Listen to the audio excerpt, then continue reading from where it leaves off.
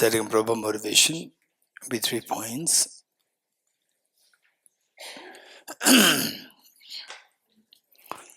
Refuge field, Bodhicitta field, and the purpose of this practice. Refuge field, Bodhisattva and His Holiness the Dalai Lama, and all the Buddhas, Bodhisattvas in space in front of us, as so loving, caring, and embracing. And the Bodhicitta field, visualize your two grandparents on the two sides, and all your family members, including children, and all the sentient beings here in Ladakh, in India, in your own country, in the world, in the Milky Way galaxy, as well as the universe. And the purpose of this practice is to awaken a Buddha nature within us. Awaken the hidden treasure within us, the treasure unfolding of which will give rise to the fearlessness and infinite happiness for yourself, and having the provision to share this wisdom with all other divine sentient beings. With this mind, page 4. I go for refuge and am enlightened to the Buddha, the Dhamma, the Sangha. By my accumulations of practice of giving and so forth, may I become a Buddha. I go for refuge and am enlightened to the Buddha, the Dhamma, the Sangha. By my accumulations of practice of giving and so forth, I go for refuge and am enlightened to the Buddha, the Dhamma, the Sangha. By my accumulations of practice of giving and so forth, may I become a Buddha dependent for all sentient beings. I go for refuge and am enlightened to the Buddha, the Dhamma, the Sangha. By my accumulations of practice of giving and so forth, may I become a Buddha dependent for all sentient beings.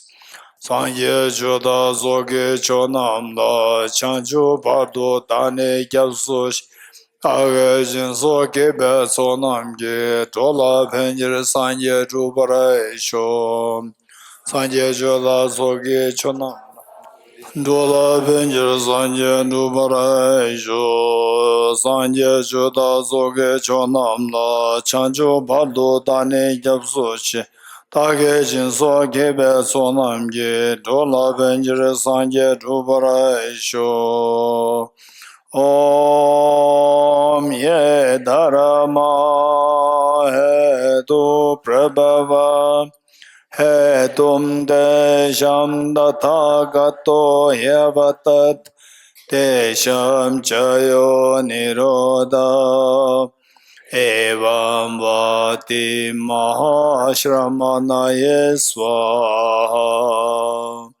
Om ye dharma he tu prabhavam he tum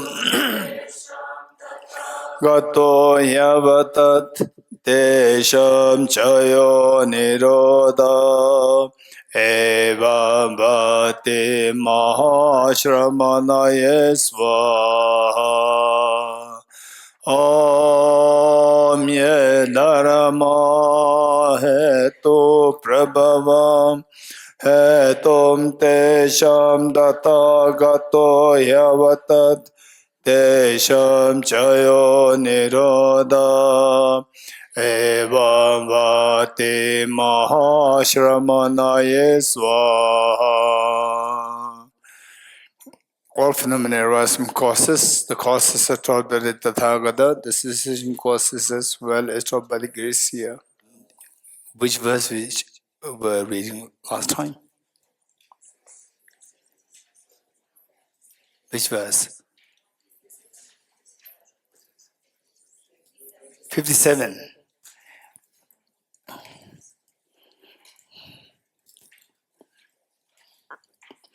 Okay. Hey, Shayana, welcome. Shayana, welcome to the class. We will sit. You'll sit with Ajurin Zile. Okay. Is there anything that we are supposed to be reminding me? Okay. Okay, let's say, yes, okay, let's say, resonance. There are many things to remind me. Raise hands. Many people, they also forgot what they have to remind. Okay, let's say, okay, brain stuff. One of the things that you asked us to remind you about was about cognitive obscurations. What are cognitive obscurations? And yes, if you could explain. Very good. What else? Jimala. One thing that you had to remind us was that how to condense the morning 2 hours practice into 10 minutes. Oh, good. Anything else? Yes, yes. And from yesterday, emptiness of the objective of the objectivity of the object is the objectivity of the object. Did I promise that? Are you sure? Yes. Okay, yes, here. This is Shindila. You were supposed to teach us the condensed version of the morning practice. Same. Same thing, and as well as the emptiness of the objectivity of the object. Okay, same. That's it. Okay, Chugila.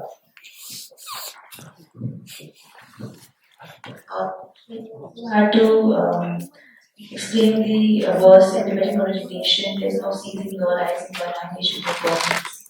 Okay.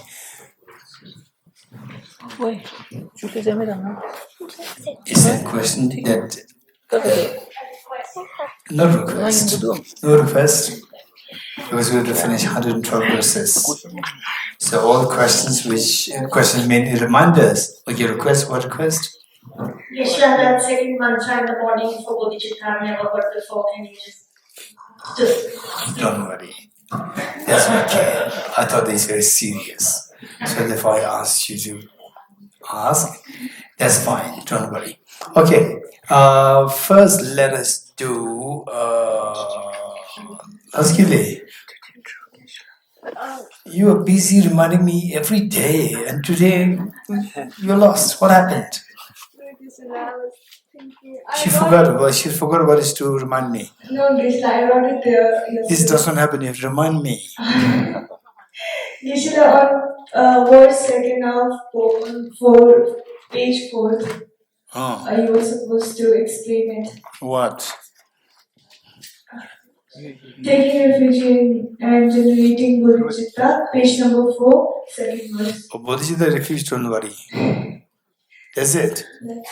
Are you sure? No, she has forgotten. Okay. So, yes. It was actually the Arya Nagarfilas state. Exactly. Okay. If somebody can give me a piece of paper and a pen.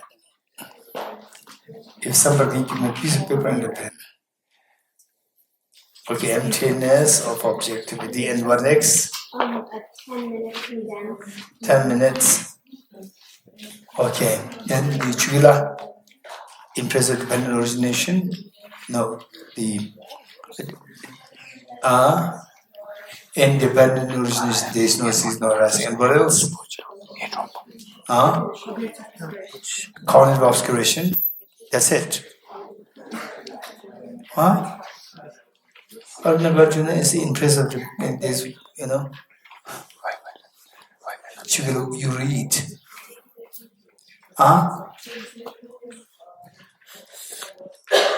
Read it. This is what I already noted. So there are 4 things. And then in 2 days I'll leave. Then if something's unsolved, I'm not responsible. Okay, so you've given me 4. I'm going to explain this 4. First, let's say, what is the difference? What exactly is cognitive obscuration? Okay, before this, tell me, what is afflictive obscurations? Anyone? Reason what is afflictive obscuration? If you don't know this, then cognitive far away. Okay, this is normally.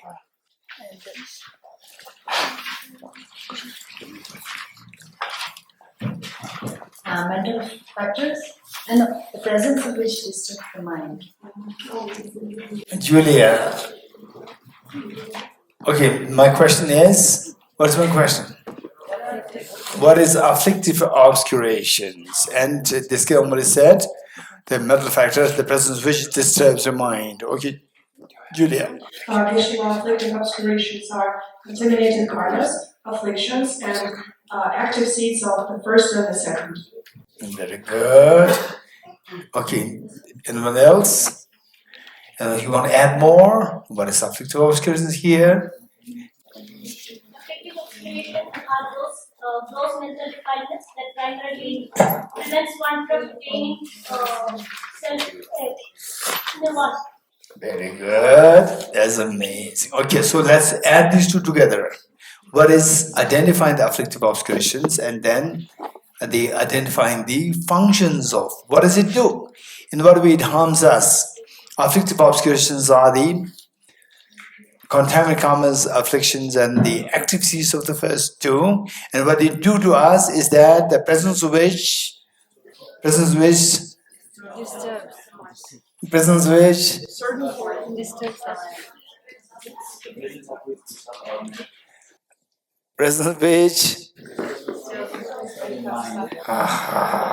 ask this girl. Tell me. The presence of which prevents from attaining nirvana. Or, in a loose sense, the presence of which attracts the miseries. Or presence of which stops us from experiencing fearlessness. Or technically speaking, the presence of which prevents us from attaining nirvana. Adira. Okay, Adira. You did a great job. Thank you. Wonderful. Okay, so this is about afflictive obscuration. I'm glad that you have the foundation. If the afflictive obscuration is what you understand it, then the next is what is cognitive obscuration. This is so important. So let's pay attention to what what we're going to discuss on. So given that we've already discussed a lot on emptiness, still there are some areas I'm a little afraid that within today and by tomorrow morning, I'm thinking of finishing this text, and so then there are a few other things to be added, to be shared with all of you. Okay, let us make very quick. Say to know afflictive and cognitive obscurations. Afflictive, you already know this, but then in more precisely, say what is said. So as Julie explained, as Adira explained, that's good. And there's something more nuanced understanding of afflictive obscurations and cognitive obscurations. This is so important. Okay, so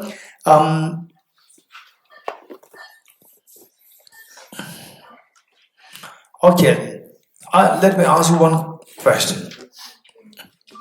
My question is, okay, MTech, what are you doing? Samala? Samala, the MTech, if you don't have any other urgent matters, then you can listen to this. This will be very helpful. If your urgent matters, then it's okay. That's a different story. Otherwise, okay, good. No, you don't have to stay. The thing is that if you have urgent matters, go. Otherwise, this would be good for you to hear. This is something very important. Okay, so we're talking about affective obscurations and cognitive obscurations. So let me first, and just wholeheartedly from your side, try your best to follow or to be with it, to be with this interaction. My question to you is that you know the color of the snow. Stop mountain? Huh? Stop mountain is white or yellow? Huh? Anura, we cannot decide. Ladakh will decide. So you and I not sure. Okay. Rashila, White. what's the color? Are you sure? What? Another is correct?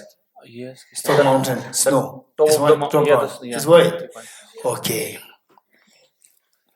So how many know that Stock Mountain, you look there, top, snow is white with hands? It's white. Okay. Now you go out, you put on the blue glasses to stop the UV lights. To put on the blue glasses. What do you see? Look at the snow. What do you see? Blue snow. You getting it? Okay. If I tell you that the snow is blue, what will you say?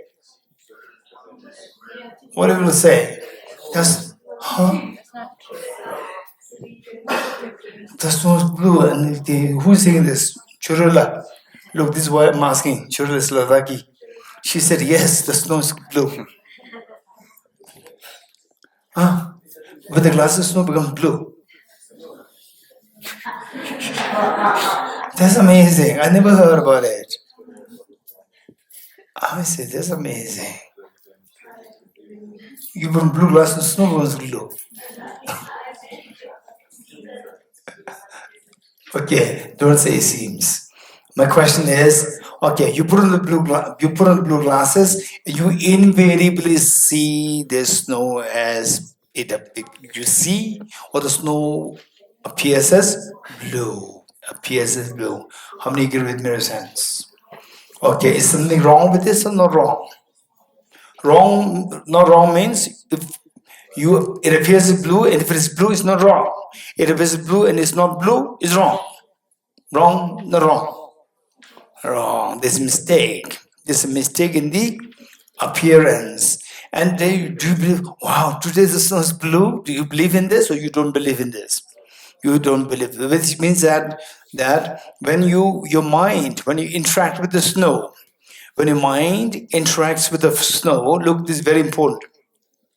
When your mind interacts with the snow, for example, when your mind interacts with the flower, when your mind interacts with the flower, there are two things happening. There are two activities, or there are two functions.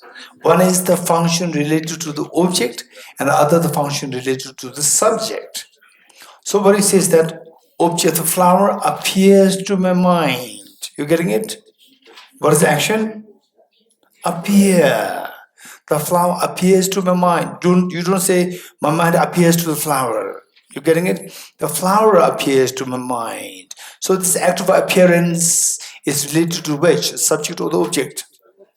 Object. The flower appears. Flower is object. Okay. So there is the interaction between the object and subject, and the interaction is happening based on two activities, two functions. One is the act of appearance. So act of appearance is related to the object. Next, act of apprehension. That my mind apprehends the flower. You will never say the flower apprehends the mind. You agree? My mind apprehends the flower. Act of apprehension is related to object or subject.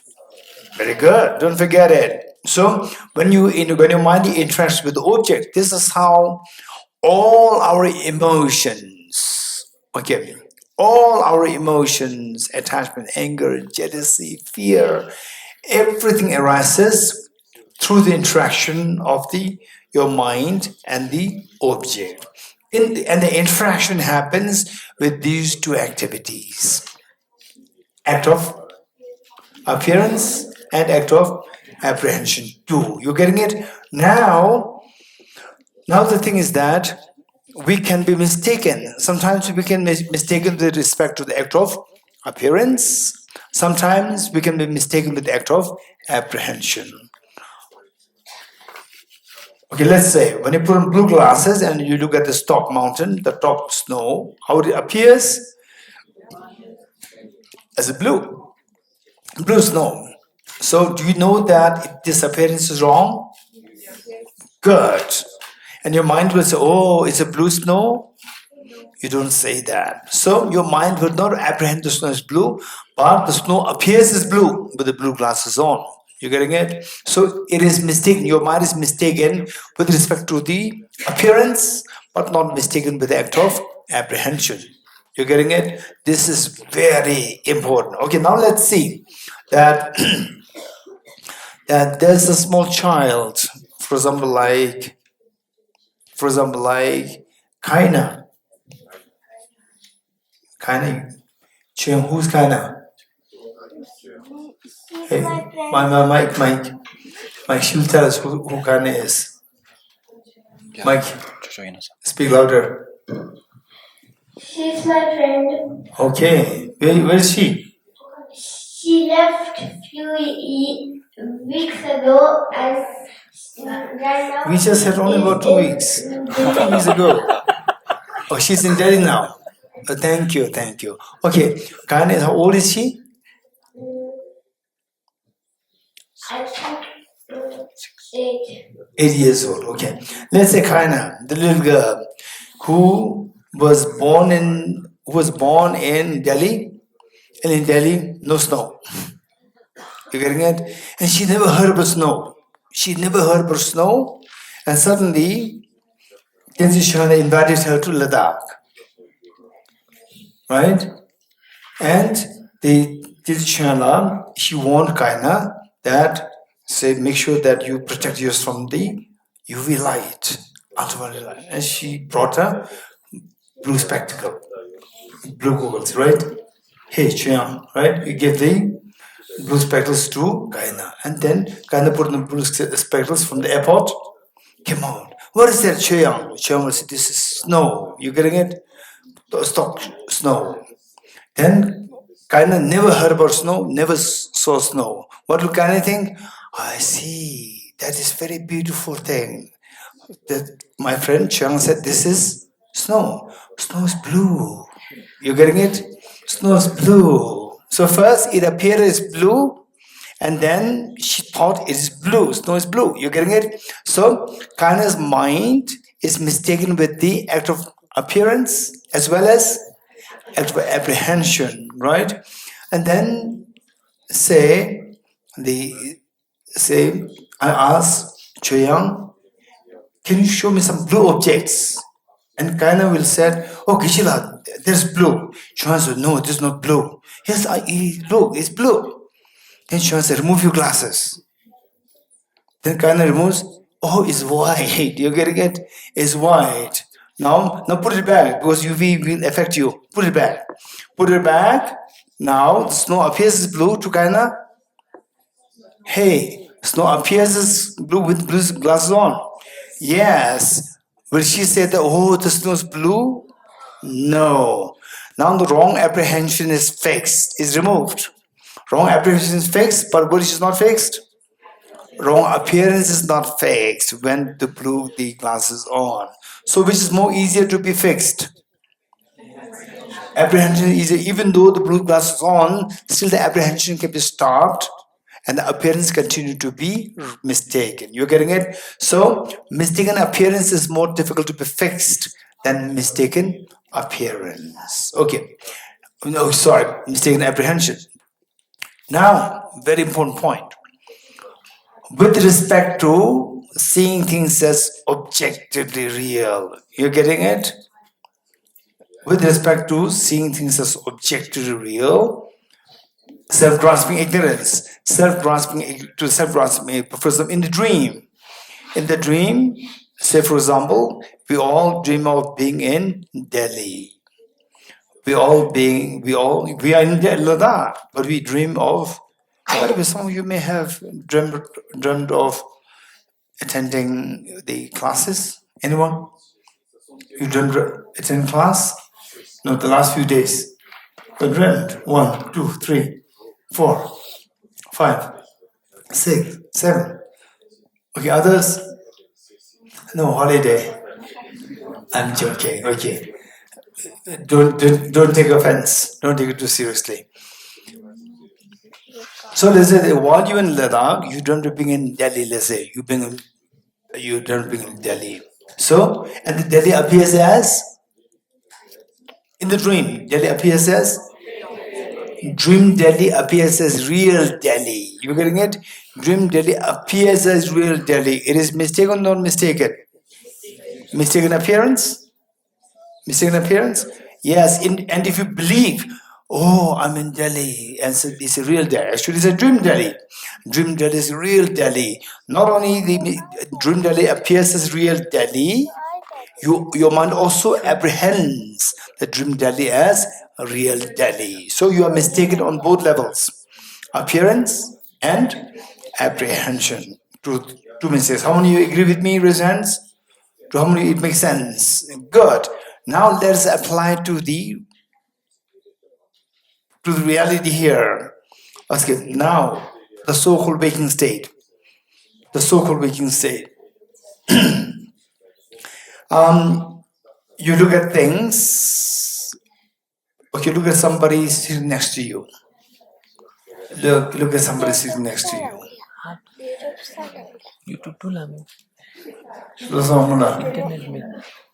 She's just staring at this chair, and she does not care.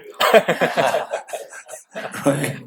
Okay, so look, how does that person appear to you? As objectively real or like a dream?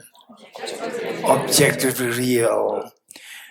The person that you are seeing, is that person objectively real or is empty of objective reality? Empty of objective reality. You're getting it? How do we know this? Okay, so for this, I would like to give you one example. This is very important. This is very important. Let's say that, okay, those of us who come to know what I'm saying, just remain like a piece of wood. You're getting it? Don't interfere in this. Okay, let's say that,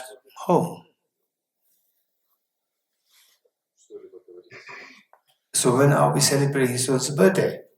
Today. Later even today. After the NIC class. Okay, after NIC class. And Venerable Pujala said, oh, today we're going to celebrate his son's birthday. So we require his son's photograph. Here, this is just we want a big one from Leh Deshmukh to see. Big one. So the master copy that they got is just 1 inch by 1 inch tiny photograph. So this photograph is going to be blown up to 20 feet by 20 feet. Right? So it's very low resolution.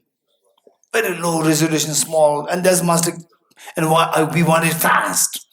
So you just scan it and blow this and made it 20 feet by 20 feet. So this masterpiece is made of 200 dpi. What is that? 200 dpi dots per inch. So 200 dots horizontally and 200 dots vertically, which is 40,000 dots. This picture is made of 40,000 dots. Now you blow this up into 20 feet by 20 feet, huge. What happens? The dots become very visible. You're getting it? Dot becomes visible. From distance, you see His Holiness the Dalai Lama's photograph. You're getting it? So from Ngari Institute, it's displayed a little higher. From Leh, people see that, oh, His Holiness' photo is so beautiful. They met Kongsan Ishinubo, Tashila. Ishinubo Kadi Je. You wrote it. You wrote it on your poster. What did you write? Ishinubo Kadi Je tell essay. Oh, Ishinubo King. His Holiness the Dalai Lama, Buddham Sharanam Gacchami. People in Leh, they're seeing this big picture on Ngari Institute. From Ngari Institute. Beautiful picture of His Holiness, Buddham Sharanam Gacchami. Then people close by, and the one who developed this photograph, they developed in such a way that each of these dots, they're like the demon's face. So how many demon faces there? 40,000 demon faces are there. From nearby, you don't see his own picture, you just see demon's face. 40,000 demon faces. And you're surprised. People in Leh, they are saying Buddham Sharanam Gacchami. And you say, how come that they're saying Buddham Sharanam Gacchami to the demons? You're getting it? And nearby people, they're cursing.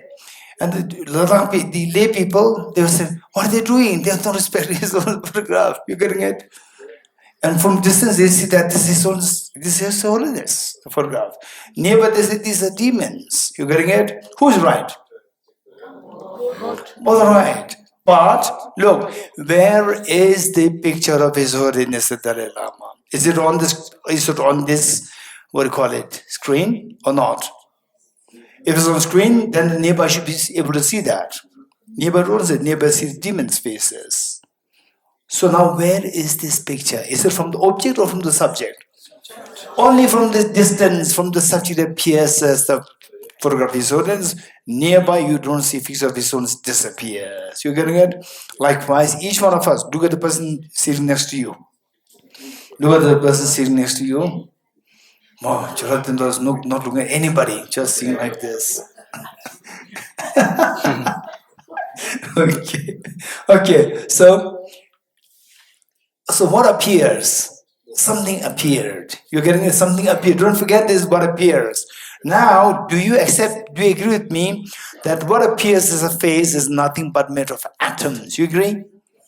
And you go on the atomic level, these atoms will not make you smile. But the face that you are seeing, look at the other person. Now, very quick. Look at the person. Okay, Tashira is smiling. Tashira is not smiling for any reason, just to make her niece happy. And niece is smiling, that's very genuine. To see the uncle. Look at me. Okay, so look at others very quickly. Well, Namsal is very serious. Don't be too serious. Namsal is very looking serious at Kandila. He's, her cousin, very serious. And Kandila is smiling. Okay, look, what made you smile? Don't forget it. Because you are seeing something. Something appears. You smile because something appears. Now, do you agree with me that face which made you smile is nothing but made of billions of atoms? You agree? Just imagine that you are seeing the atoms. See the atomic level, atoms. Just close your eyes and imagine that you are looking at the electron microscope, you are seeing the billions of atoms. Oh yeah, I'm glad that nobody's smiling. If you smile, hey, if you smile, then what happens? If you smile, it's time to go to mental hospital. You're getting it? Okay, look. Why in the first case it made you smile? Because you saw a face. You saw a face. In the second case, you saw just the atoms. On the atoms, there's no face.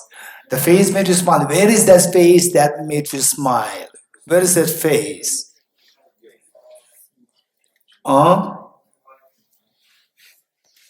In your mind. So it's not on the object. Okay, look. So it's not on the object. Yes, it appears. So from the last several days of a class, you gradually come to understand something. It's not from the object. So this is more intellectual, yet very precious. You're getting it? It's very precious, although it's little intellectual. Keep studying this. Keep contemplating this. Gradually, there's going to be a shift in your emotional world. And then the moment you think about it, is really coming from a mind, is not really from the object. The moment you see that it's not really from the object, goosebumps will come in the body. You're getting it? Goosebumps come in the body and cold waves will flow through the body. And the emotional stirs will stop.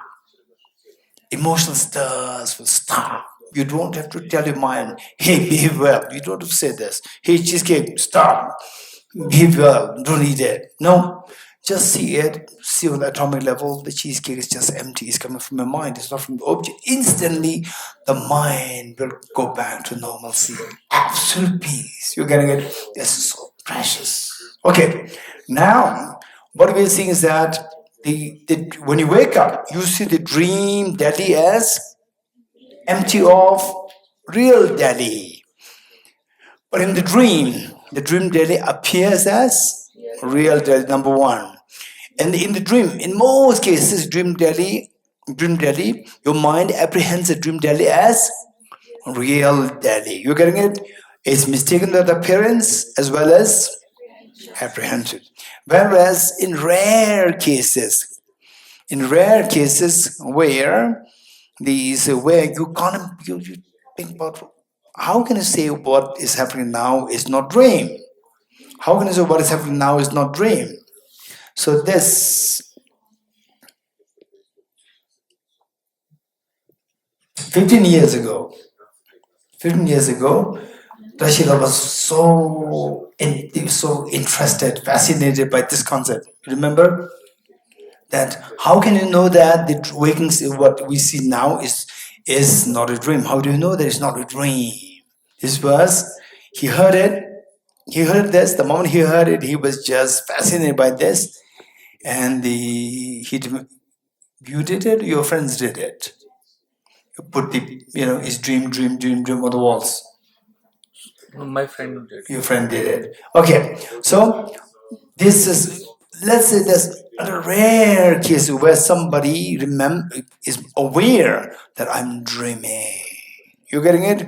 I'm dreaming. How many of you had that experience? Raise your hands once in a while. I'm dreaming. Very good. Very good. I'm dreaming.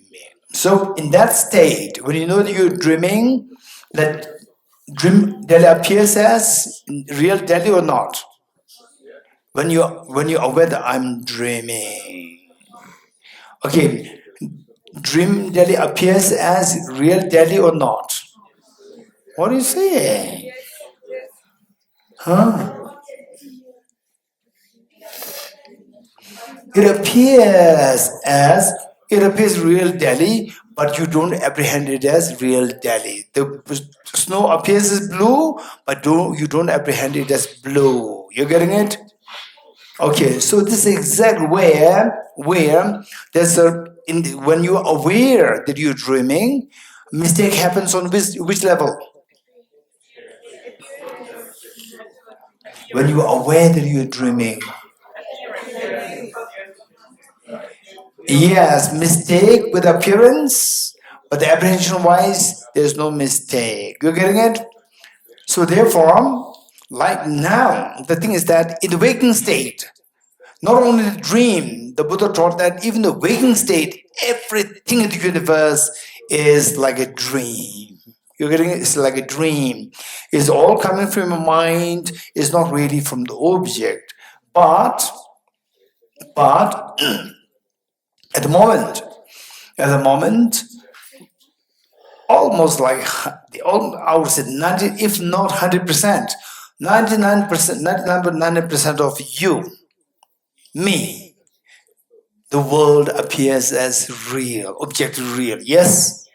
Not only they appear as real, you believe that they exist as object real. Yes.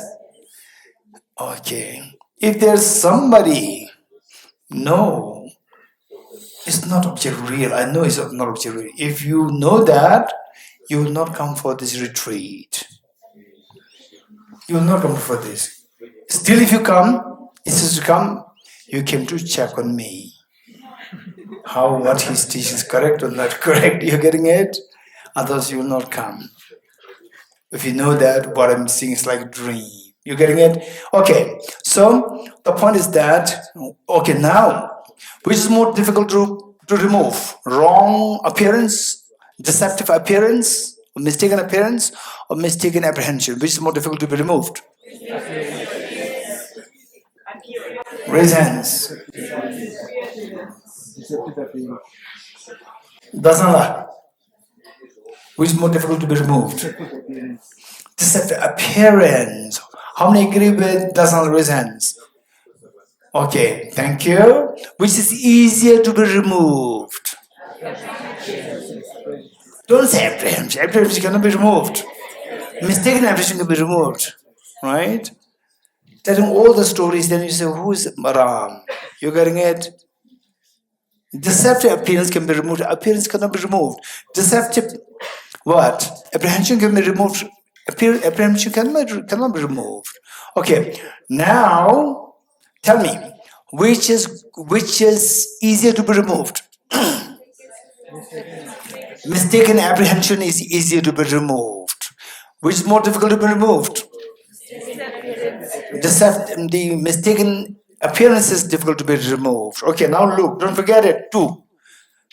Mistaken appearance and mistaken apprehension. Now, afflictive obscuration and cognitive obscuration. Which is easier to be removed? Afflictive obscuration is easier to be removed. Now, of the two obscurations, which is easier, and of the two actions related to the object and subject, which is easier to be removed? Just match the two. Tell me. Anybody who would match the two? Of the two obscurations, which is easier to be removed, and of the two actions, interaction between the object and subject, which is easier to be removed. Match the two. Anyone?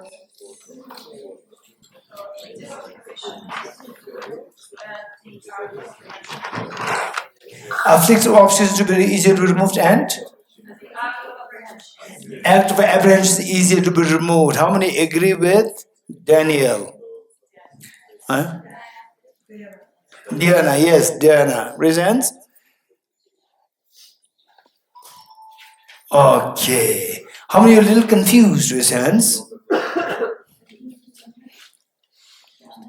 Angela, you're confused. Right from the beginning, you gave the correct answer. How are you confused? When everybody's confused, no, you're not confused. When everybody was confused, you are not confused. Now everybody is waking up, you're confused. Okay. So look, now what I'm saying is that mistaken apprehension is related to, okay, let's put it like this. Afflictive obscurations, which are easier to be removed. You remove it, what happens? Afflictive obscurations, you remove it, what happens? Sonamla. You attain nirvana. In a loose sense, in a vernacular sense, you attain. In a vernacular sense, you attain freedom from suffering. And what else? You attain fearlessness in a loose sense, or in a vernacular sense. In a technical sense, this is equal to attaining nirvana. You getting it? Afflictive obscurity, when you get rid of this, you attain nirvana. Or afflictive obscurity, you remove it. In the vernacular sense, you stop all the tears of samsara. Your misery is stopped. You getting it? So, afflictive obscurations are related to mistaken apprehension. Mistaken apprehension of things as, don't just say mistaken apprehension, you have to add it. Mistaken apprehension with respect to objective existence. Okay. Afflictive obscurations are related to mistaken apprehension of things as objectively real. This is a very important information. You're getting it? Okay, now, since the afflictive obscuration is done, cognitive obscurations. Cognitive obscurations are easier to be removed or more difficult to be removed? More difficult to be removed. And of the two mistakes, mistaken appearance or mistaken apprehension, which is more difficult to be removed? Mistaken appearance is more difficult to be removed. Therefore, cognitive obscurations are related to the mistake related to what? Mistake related to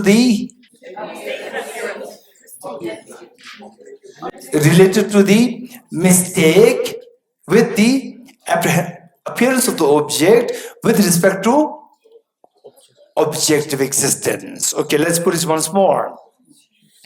Cognitive obscurations are related to the mistaken mind, which is mistaken with respect to the appearance of objective reality.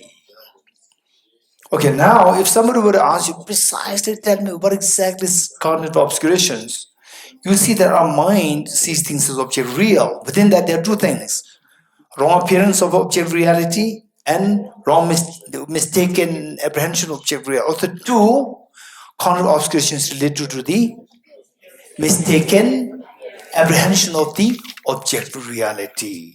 That's appearance, right? Appearance, okay. Thank you.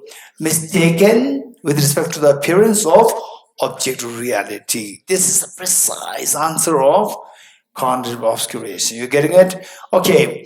I know that you got something, but deep inside is like just like the say. Someone said, "You are hungry." Yes, I'm very hungry. I'll give you pizza. Don't worry. And then person comes up with the picture of pizza. Right? It's just like this, and you just get it. It's a paper.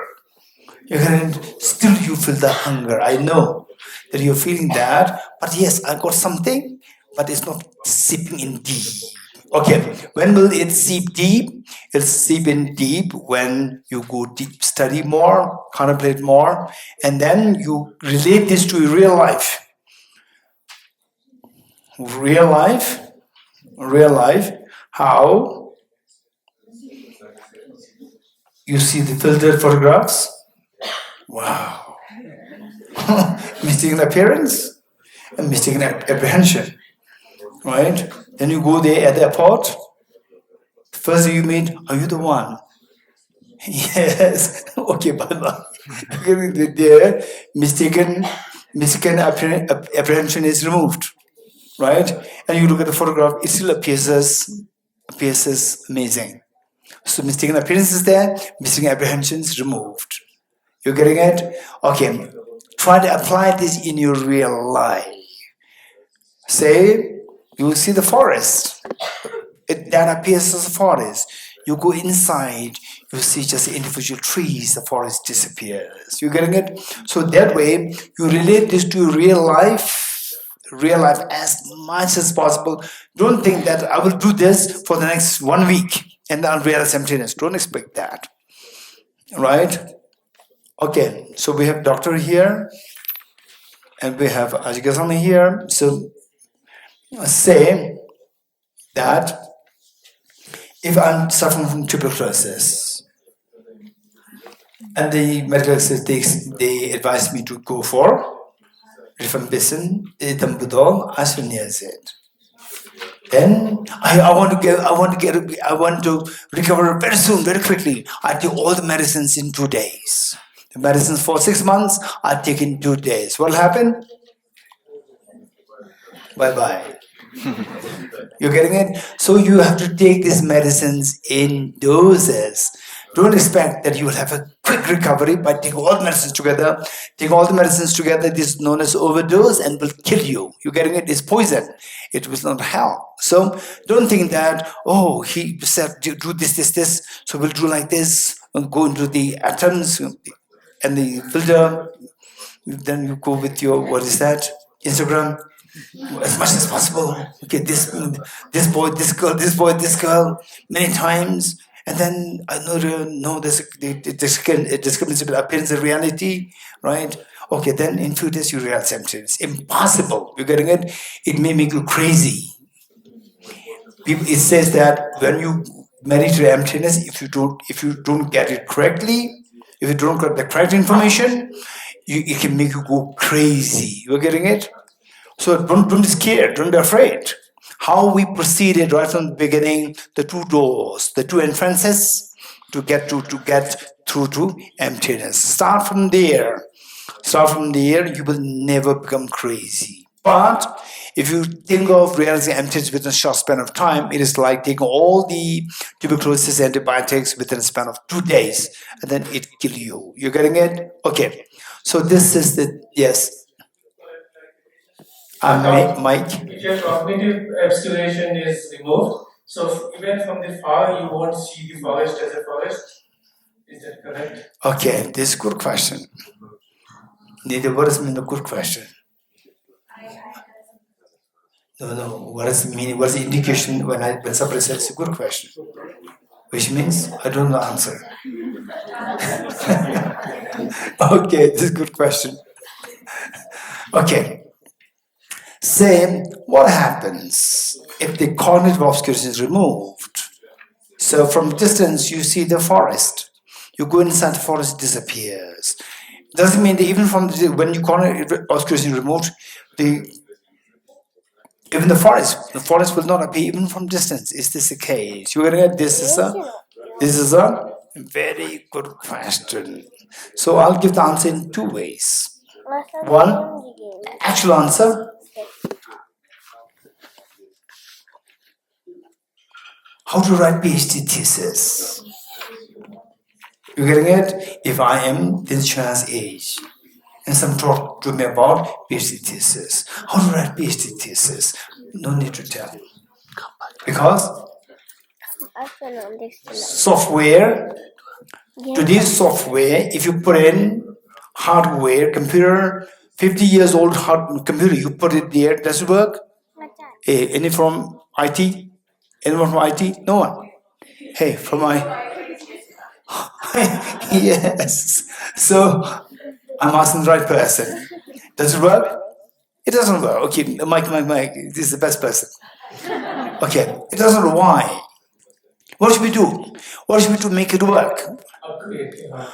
Upgrade the hardware. In this metaphor, what we do now, I said, no, I'm not going to give the answer.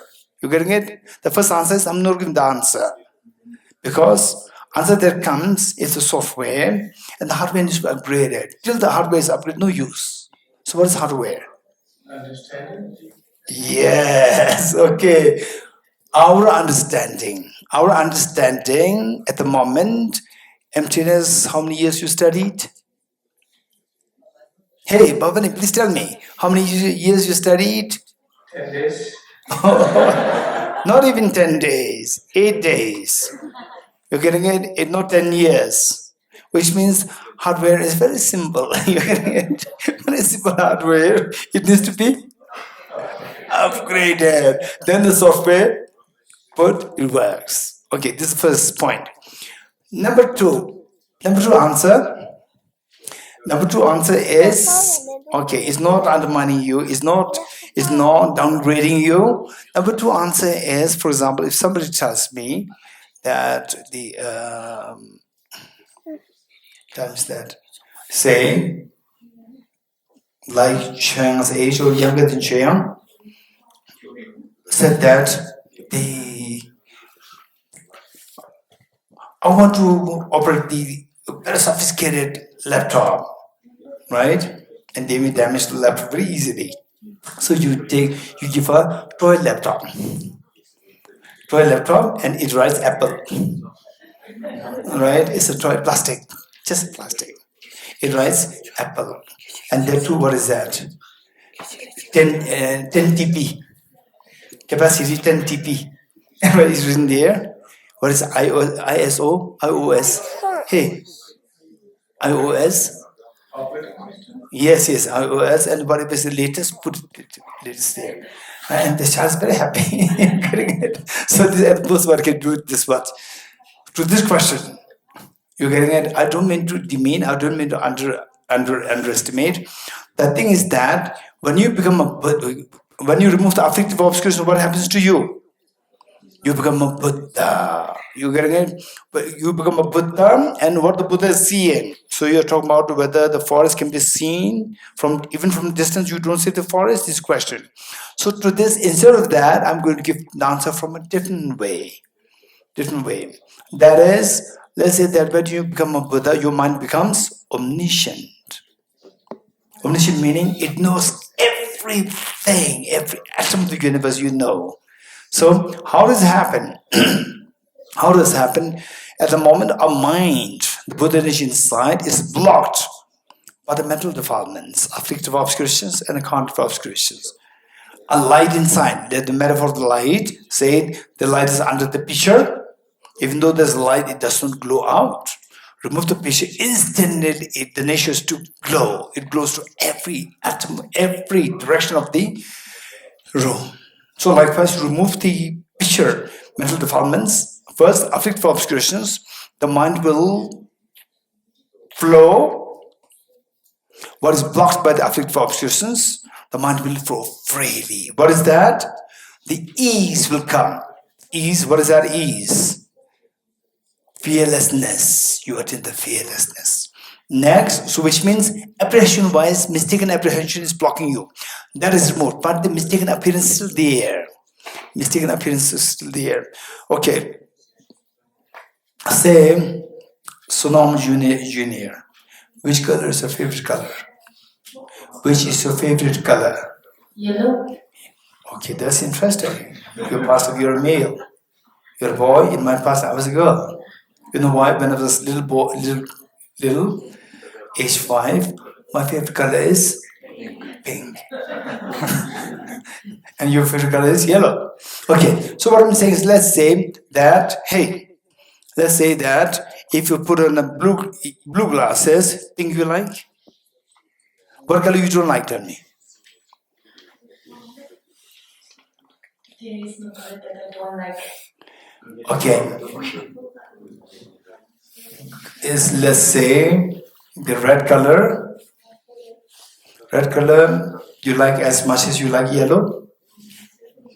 No. Okay. So you do one thing. So you look at the snow with the yellow glasses on. The snow appears as yellow. You like it. You put red glasses on. The snow appears red. You don't like it. You know that it's not red, but you don't like it. You're getting it? So look, although you are mistaken just the appearance, not the apprehension, still there's a little disturbance happening because of the wrong appearance. If you see this is red, red snow, you will run away. But if it's a wrong appearance, it's not the real. You will not run away, but still your mind is not happy. Whereas it's yellow, you're very happy. You know it's not yellow, but it makes you happy. So this difference, even the wrong appearance can affect you. Wrong apprehension can affect you so grossly. Wrong appearance can affect you subtly. You're getting it? So the subtle effect is the cognitive obscuration. Gross effect is the afflictive obscuration. You're getting it? So therefore, now when you Buddha, what happens is that, so when you remove the afflictive obscuration, when you become Arhat, what happens is that the gross effect is stopped. So you, on the gross level, you can freely move, but the subtle effect is still there. So when you remove the cognitive obscuration, even the subtle effect is also removed. You can 100% freely move to every atom of the universe. So when I meet Pavani with my eyes direct contact, I know you. I recognize you. Whereas before you come to this, although you exist in the world, you don't know. I don't know you.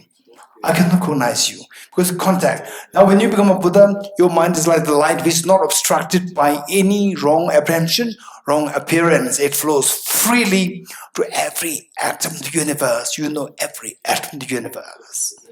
So this is what happens when the affective cognitive obscuration is removed. So this is one aspect of the answer.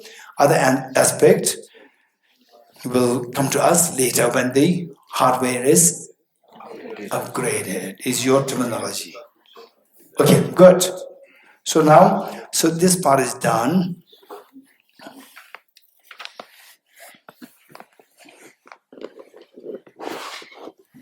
Okay, these two parts are done. So now, what Chugila reminded us of doing, is page number, Chugila. Page number 4. Chugila, read it for all of us. Mike?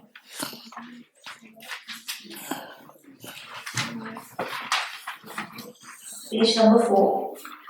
Independent origination, there is no ceasing, no arising, no annihilation, no permanence, no coming, no going, no separateness, and no sameness. I prostrate to the consummate Buddha, the supreme among all teachers, the one that taught this peace, which is free of vibrations. Very good.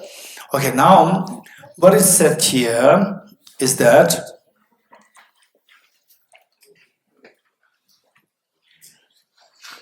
independent origination, which means what's the opposite of dependent origination? Independent origination or independent existence. Opposite of independent existence, opposite of independent existence is dependent origination, and independent existence and true existence mean the same. Objective existence mean the same. Independent origin means in the emptiness of objective existence. You're getting it? In the understanding of emptiness of objective existence, which means, which mind is seeing this emptiness of objective existence? Ultimate analysis. Hey, be more active. Still, we have another day to go. Okay, so independent origination. Opposite the other side, which is in the emptiness of objective existence. So this mind, which says emptiness of objective existence, what is that mind? Ultimate analysis. So in the ultimate analysis, say, okay, in this world, all our problems, all, believe it or not, all our problems, sadness, tears, they're all related to these eight functions, these eight activities. You're getting it? What are they? Ceasing, arising, annihilation. Hey, tell me. Permanence, coming, going, separateness, and sameness. Okay, these are the eight phenomena.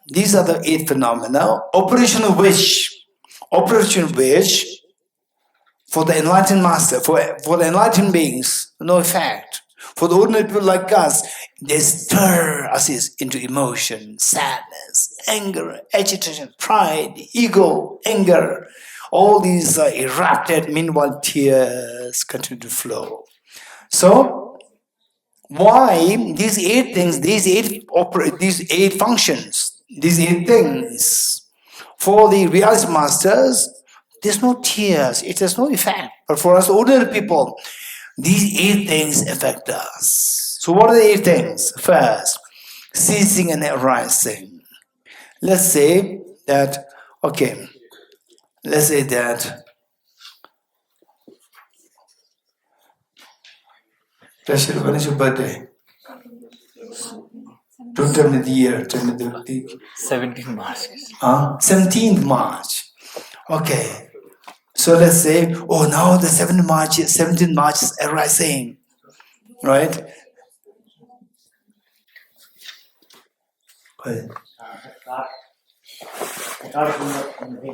Okay. Thank you. Another creator, who is the creator? Karma. Mike. LA027. Hey, call Mike. LA0274662. Okay, thank you. Okay. Now, 17 March is arising, right? 17 March is arising. What happens? Rashila's niece is very busy preparing my uncle's birthday, right? Oh, excited. Excited, not excited? Very excited. Oh, I can see that, yeah. Very excited. It's arising, right? Okay. Say, UPSC exam is arising. Right? What happens?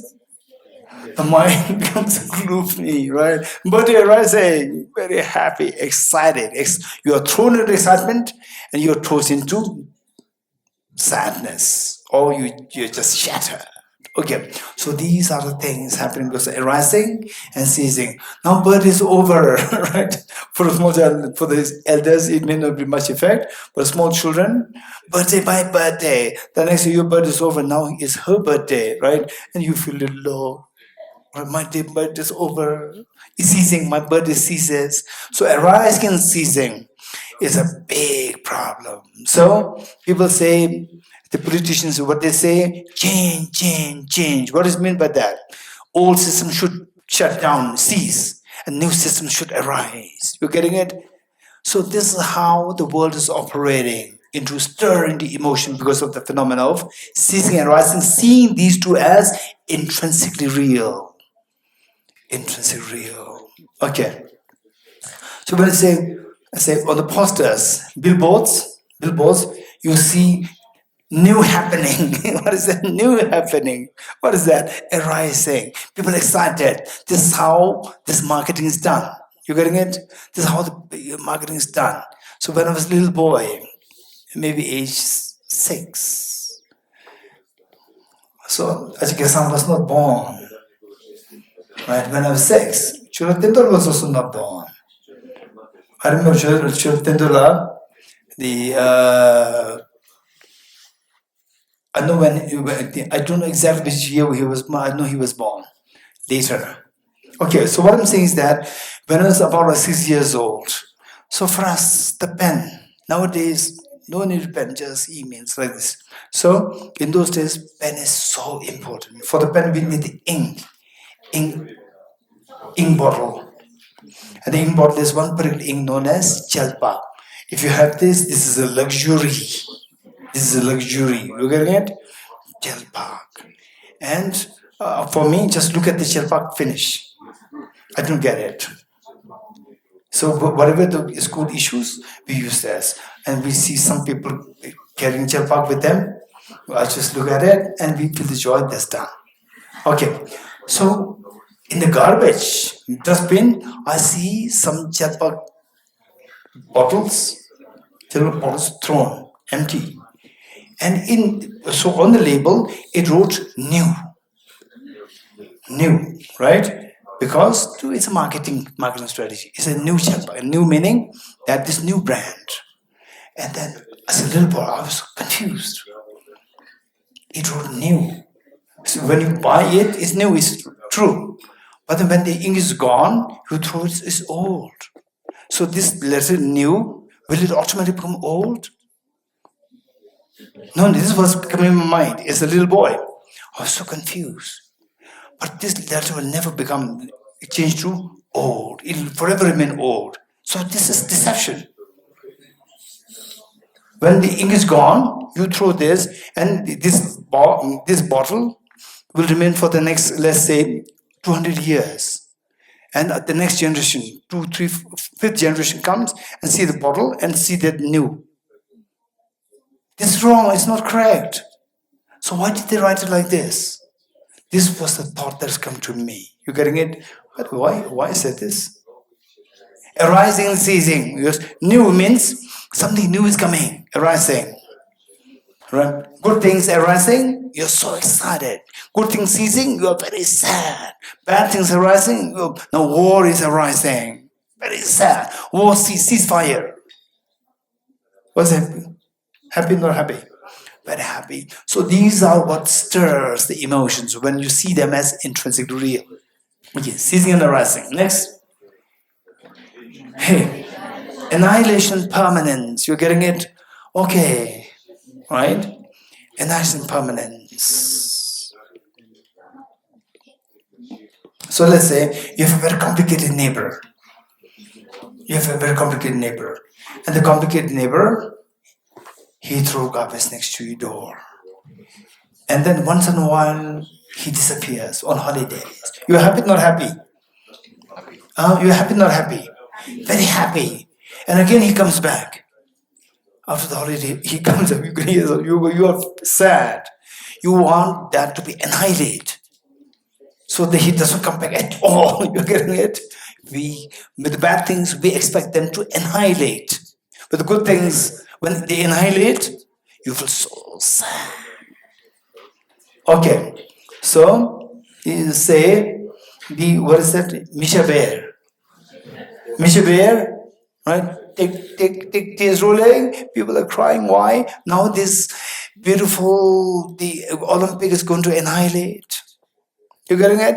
Very sad. Bad things annihilate, very good. Good things annihilate, very sad. So we are thrown into sadness, aversion because of these two phenomena, annihilation, permanence. And your neighbor is permanently going to be there. Permanently going to be there, will upset you.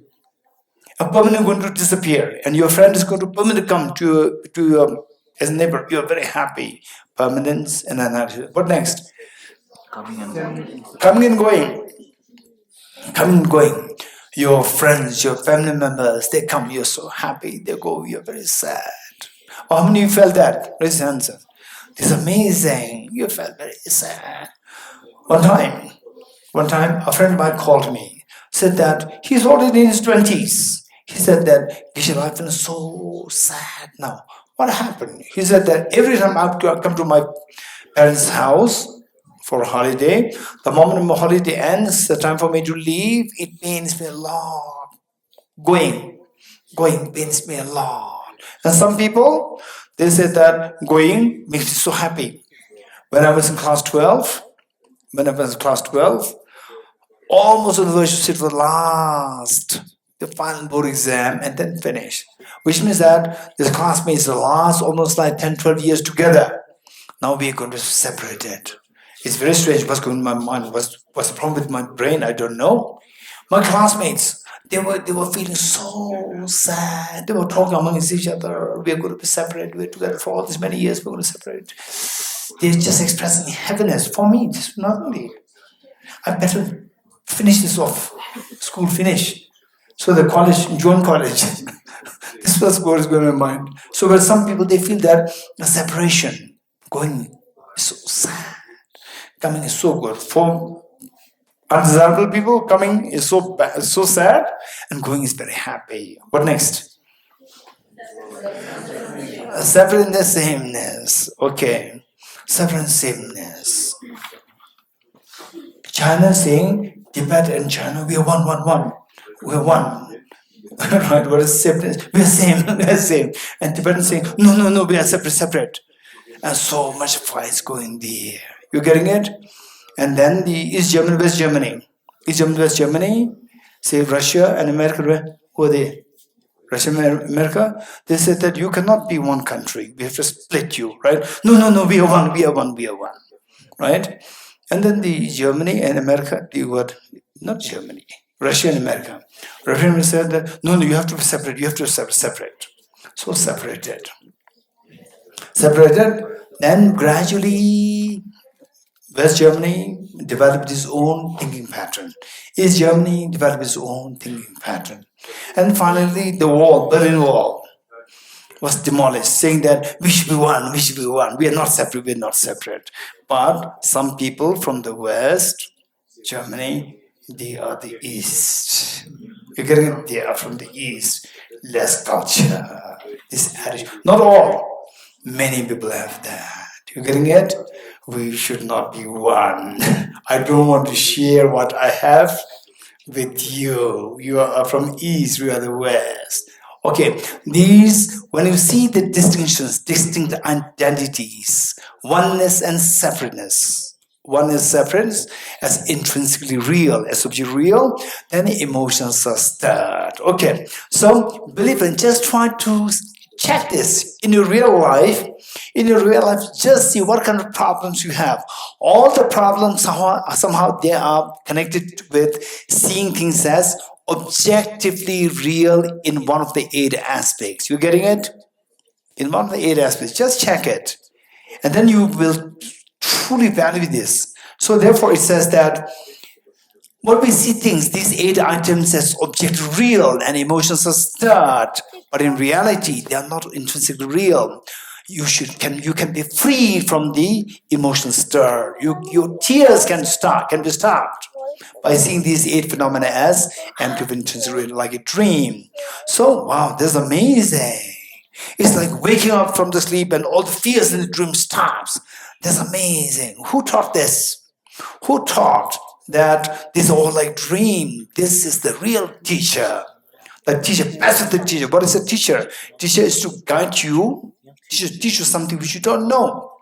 So I want to stop all my tears. Anybody who teaches me how to stop all my tears, that is the best of the teacher. Because of the many things that I want. I want food, I want clothing, I want good facility, that and so on. Finally, the best thing that I want is to stop the tears. Right? Somebody who teach me how to cook food. Very good. It's a good teacher. Somebody who teaches me physics is very good. I'm interested in physics. Somebody who teaches me to lead people without conflict. Lead people where the people really feel benefited. They feel so happy to be with you. That's good. But finally, what I want is I want to stop all the tears. That is the ultimate thing that I want. So anybody who can teach me that is the supreme of all the teachers. right? So it says, no separateness, no sameness. I prostrate to the consummate Buddha, the one. Consummate doesn't mean that there's some Buddha waiting there. It is you. You, when you remove the mental defilements complete, you become the Buddha. So in the case of us, there's Buddha Shakyamuni, His Holiness the Dalai Lama, a prostrate to the consummate Buddha, the supreme among all teachers, the best of the teachers, the one who taught this peace where, say, in the dream, okay, this is very important. In the dream, let's say that you encounter with a ghost. You encounter with a ghost. Jimala, you're scared? Yes, you're very scared. And your dad comes. Your character, hey Jimmy, what happened? Dad, I'm scared, right? Oh, dream or real? In the dream. So I'm very scared. Dad said, don't worry. But then the dad checks if the ghost is Buddhist ghost or Christian ghost. If it's a Christian ghost, your dad put a cross, right? And the ghost runs away. If it's a Buddhist ghost, then the dad says, "Om mani padme hum," right? And they, what? The ghost retreats, right? And the dad says, "Hey Jimmy, are you happy now?" "Yes, I'm happy. Thank you. Can I leave?" "Yes." The dad leaves. Again, the ghost reappears. Right? So early relief was temporary. It was respite. It's not a permanent solution. What's the permanent solution? Wake up from the sleep. Wake up, that's a permanent solution. You are getting a wake up.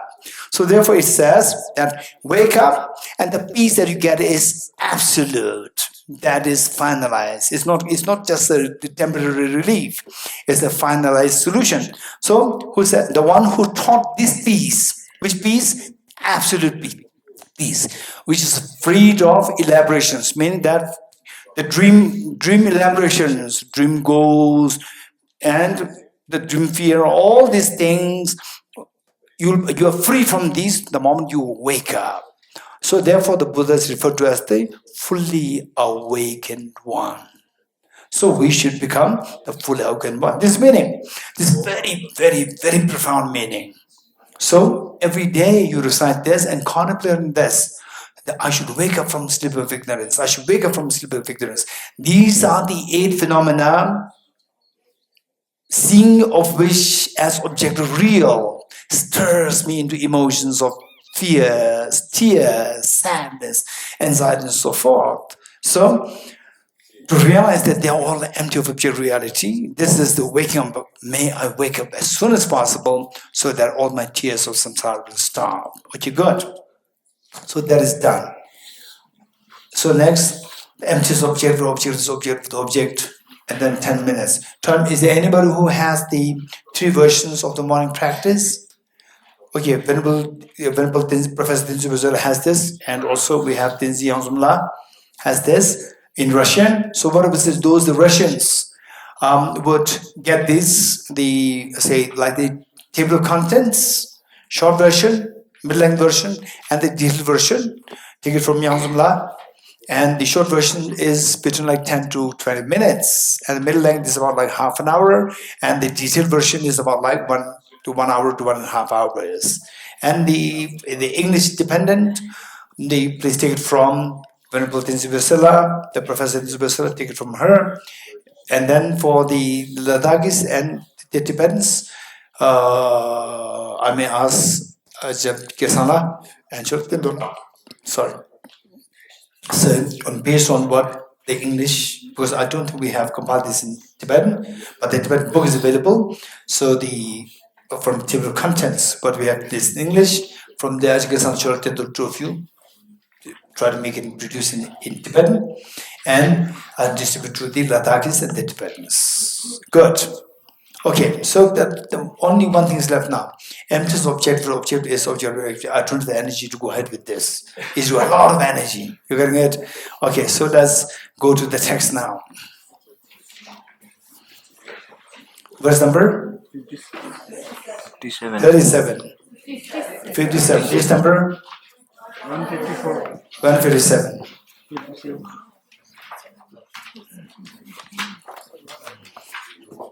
Okay, 157. Okay. 157. 157, not done. Just as sweetness is the nature of the molasses, so some sweet edibles, sweetness is its nature. Heat, the nature of the fire. Where there's fire, the fire means there should be the heat.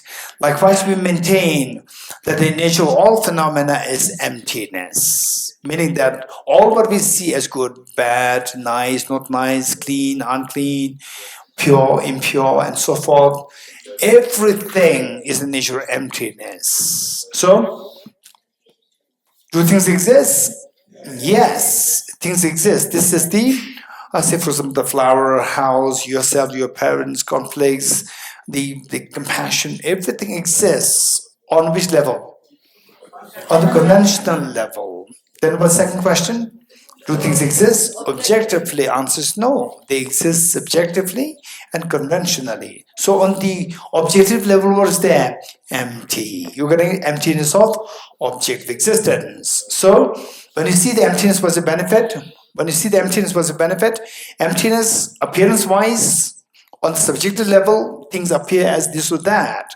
On the objective level, things are empty on two levels. So on the objective level, emptiness. On the subjective level, dependent origination. Two. So these two are the two sides of the same coin. You're getting two sides of the same coin. Now what's the benefit? Seeing the emptiness was a benefit? Anyone? Very quick. Seeing the emptiness was a benefit? Okay, so these two sides of the same coin. What is it? What two sides of the same coin? Emptiness and dependent origination. So this is like what example, what metaphor that I gave last time? What metaphor I gave for this last time?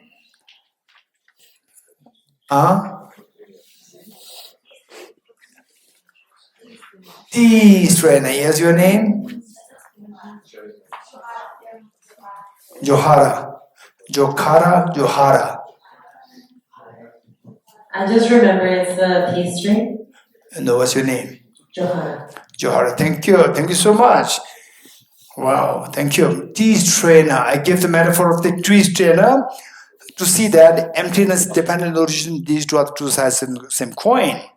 If emptiness without dependent origination, it is? What happened? Hey, emptiness, dependent origin, these two are two sides of the same coin. If emptiness alone without dependent origination, it becomes nihilism. You're getting it? So emptiness, in order to separate this from the nihilism, distinguish this from the nihilism, this emptiness should be seen as the other side of the emptiness should be seen as dependent origination. These two should be seen as the two sides of the same coin. Then you'll be freed from the two extremes. You'll not fall into nihilism. So this, the metaphor that we gave, as Johara said, the metaphor given is Tistrena. Okay, tell me. So, emptiness side, in what way the Tistrena is the metaphor for this? For emptiness, Johara, you remember? Anyone? Okay, in simple terms, how is this Tistrena the metaphor for this point? To explain this. Anyone? Okay, no one. Yes. Mike. The twice. Hello? Yes. Like a cheese strainer removes undesirable leaves, so we don't drink it. The same emptiness removes negative emotions, so they don't disturb us. And like cheese strainer makes the tea flow, so we can drink it. Then understanding of the origination makes all the happiness flow. Very good, thank you. Okay, in other words, what Aruna is saying is that Tistrena, it has two functions. Tistrena has two functions. One, to stop all the non-drinkable tea leaves. To stop all the non-drinkable tea leaves. You agree? Okay.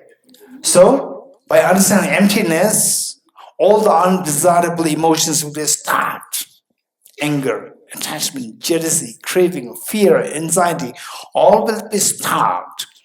And then the second function of Tistrena is to freely let flow the drinkable tea, delicious drinkable tea, freely let flow. Likewise, understanding dependent origination, your virtues will freely grow. You're getting it? Your virtues will freely grow by understanding dependent origination. Yet, these two things are not are to be seen as two distinct things. These two are the two sides of the same coin. You getting it? So, in other words, understand emptiness. In the correct understanding, emptiness will help us to stop all the negative emotions, the tears, the fear, anxiety, so forth, and will let your virtues to grow. Will stop the non-virtues and will let grow the virtues. This is the benefit of understanding emptiness. Okay, so this is what is said here. The nature of all phenomena is emptiness. Okay, good. 58. When one speaks of emptiness as the nature of phenomena, when one speaks of emptiness as the nature of phenomena, one in no sense propounds nihilism, which means emptiness is not nihilism. By the same token, one does not propound eternalism. So this word eternalism, you change it to either absolutism or permanence. One does not propound, because eternalism has a although it is also fine, eternalism is fine, but you can just underline it, make it permanence / absolutism, because we talk about the two extremes, extreme of absolutism and extreme of nihilism. Propound absolutism either. So with the emptiness dependent origination, these are two sides of the same coin. When you say emptiness, it stops us from the extreme of absolutism. Dependent origination, it stops us from the extreme of nihilism. You getting it? Okay. 59. Starting with ignorance, now 12 links of dependent origination. Last time who attended the class, NSC class, last time, those of us who attend the class, you know the 12 links of dependent origination. How we revolve within samsara, 12 links of dependent origination. Starting with ignorance, and what is the first of the 12 links? Ignorance. And it ends with 12th, aging and death. Starting with ignorance of the 12, number 1, ignorance, and ending with aging and death, that's number 12. All processes that arise from the 12 links of dependent origination, we accept them to be like a dream and illusion. Where 12 links are not seen as dream, we are trapped into 12 links. You see them as dream, we are freed from the dream, the samsara, the 12 dependent origination. 60. This wheel with 12 links rolls along the road of cyclic existence. Outside this, they cannot be sentient beings experiencing the fruits of their deeds. Okay, let's say sentient beings suffer where? Bound by the 12 links. All because of seeing things as objectively real. Outside this means you realize that things are empty of objective reality. The moment you see that things are empty of objective reality, your tears stop and your samsara stops, your misery stops. Outside this, they cannot be sentient beings experiencing the fruits of this thought. This is because the moment the sentient being gets out of samsara, how to get out of samsara? How to get out of 12 links? By seeing emptiness of objective existence, your misery stops. 61. Now, what is dependent though? We talked about the emptiness must be understood in the context of dependent origination. What is dependent origination? Okay. 61. What is dependent origination? Just as in dependence about a mirror, a full image of one's face appears. So there the mirror is in front of you, and your face does not jump to the mirror, right? Reflection, in order to have the reflection, your face does not jump there.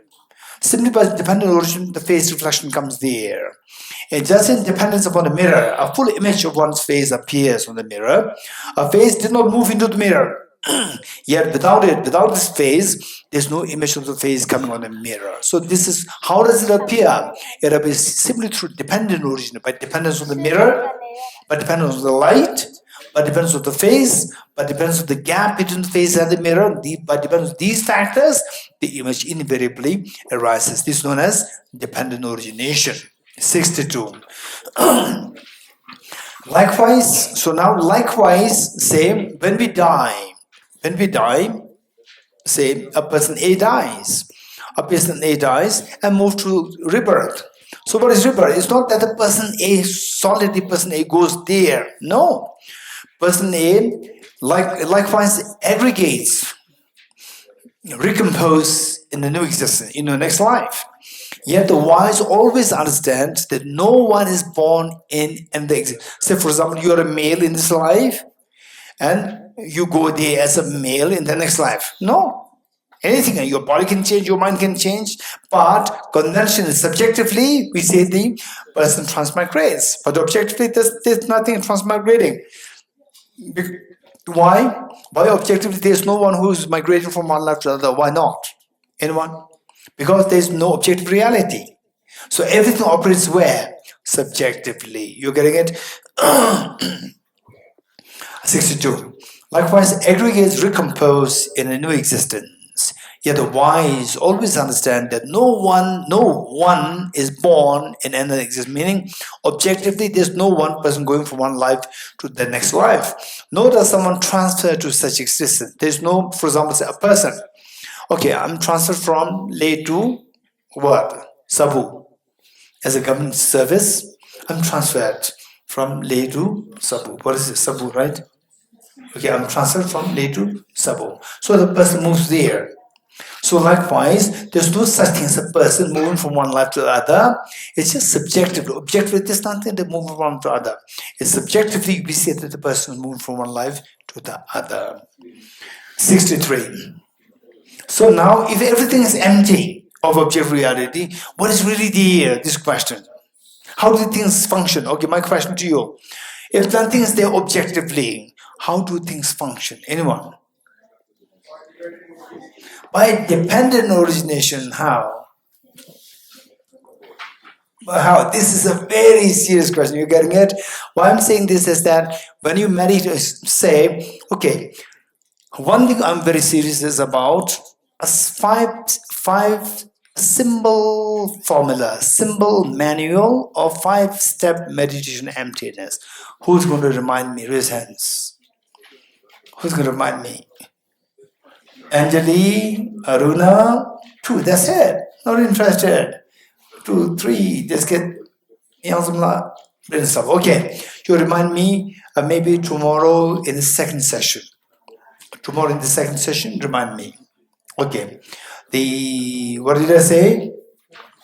5-point symbol, 5-point symbol, 5-step, I would say.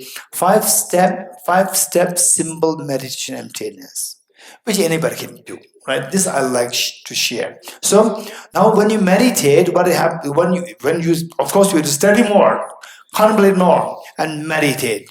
By doing so, what is bound to happen is that you are bound to get some understanding of emptiness.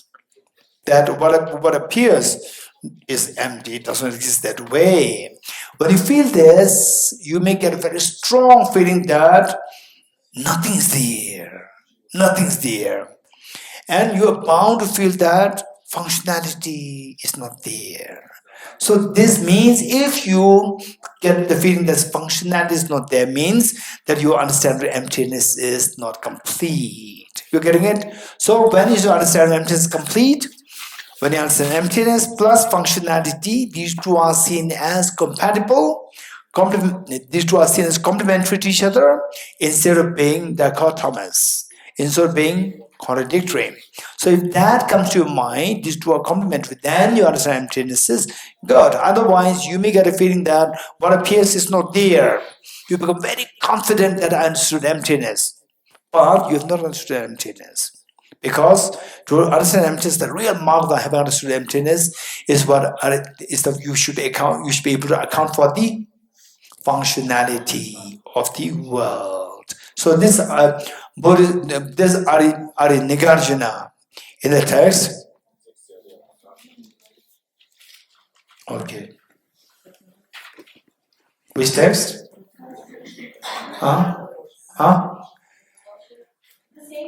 Same text. So where it says,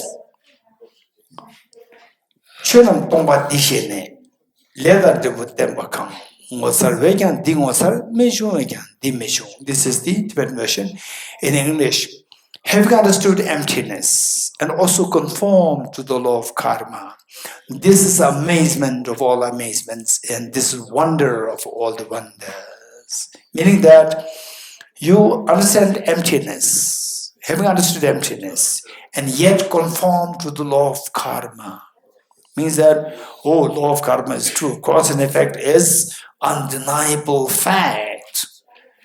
If you're able to see the complementarity of the two, then this is amazement of all the amazements and this is wonder of all the wonders. Till that point, if you get a feeling of emptiness, but you cannot account for the functionality, it's halfway, it's not a complete story. You need to work further. Okay, so 63. Huh? Verse 88, it will come very soon. Thank you. Verse 88. Okay, now let's continue reading this.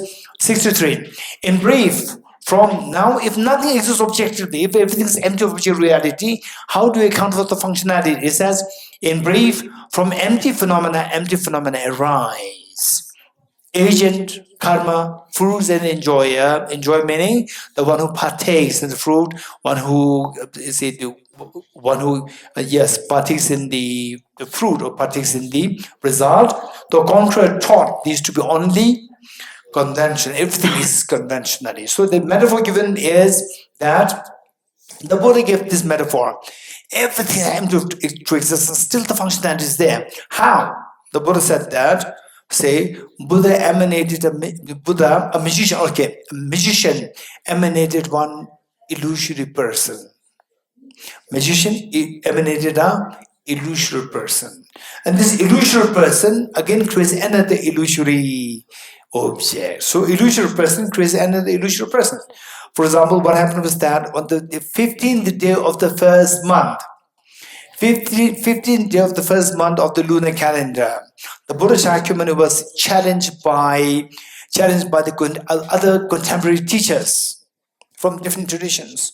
They were so jealous of Buddha for being extremely, the popular. And so they said that you are not a real teacher. We will prove that you are not a real teacher. We'll compete with you. And the Buddha accepted the challenge. So way before the 15th day of the first month. And they decided to go for a competition. And they set the date and the time. And on that date and time, Buddha was not there. Again, the ego pushed it up. Again, they were in search of Buddha, they found Buddha, and they said, look, you cannot take our challenge. So this is what you ran away. So this is what happened. And then they posed the same challenge. 3 times it happened. Again, every time Buddha moved. Finally, on 15th day, they said, now you cannot run away. We have to face the challenge. We have to compete. And the Buddha accepted. Then what happened was that the other teachers, contemporary teachers, what they did was that they emanated extremely beautiful garden and so forth from their miracle power. And the Buddha emanated several, like 20 or 30, 40 very strongly built elephants. And these elephants went into this garden and destroyed the garden.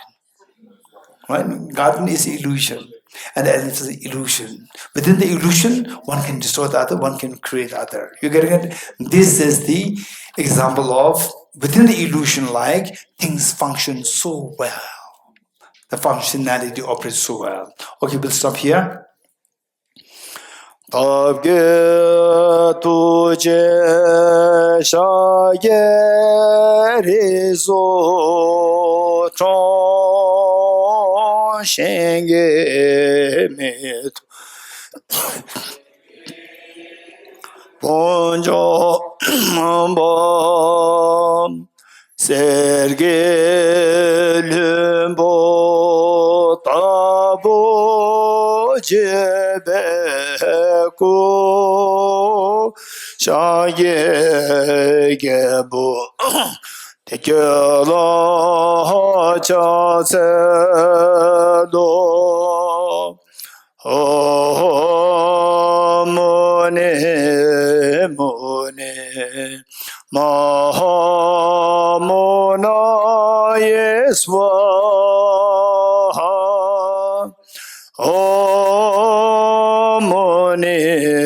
Muni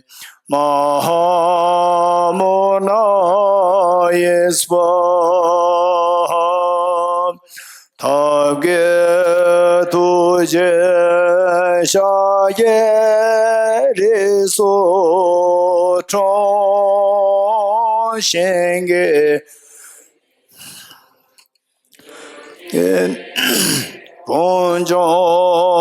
Ponjoma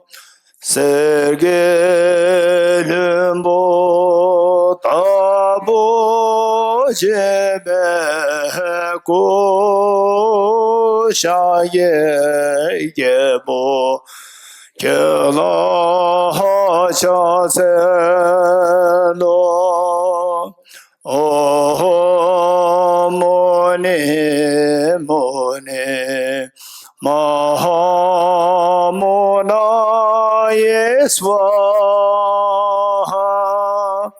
Om Mone Mone Mahamona Yeswaha Tagye Tuje Shaye Riso Chon Shenge Meto Dege Bonjamba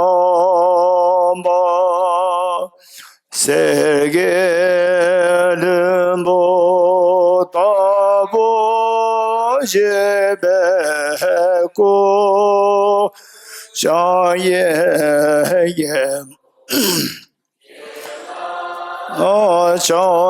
Chazelo Oh Mone Mone Mahamona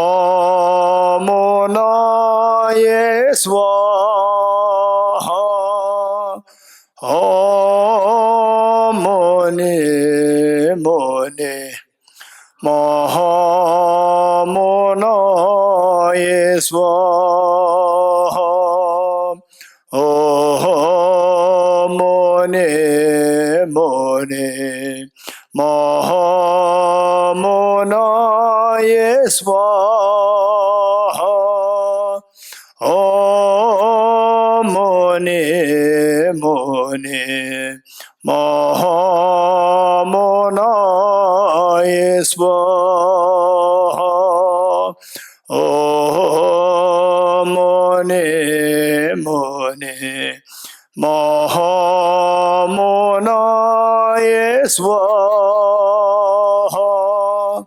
Om Mone Mone Mahamona Yeswaha.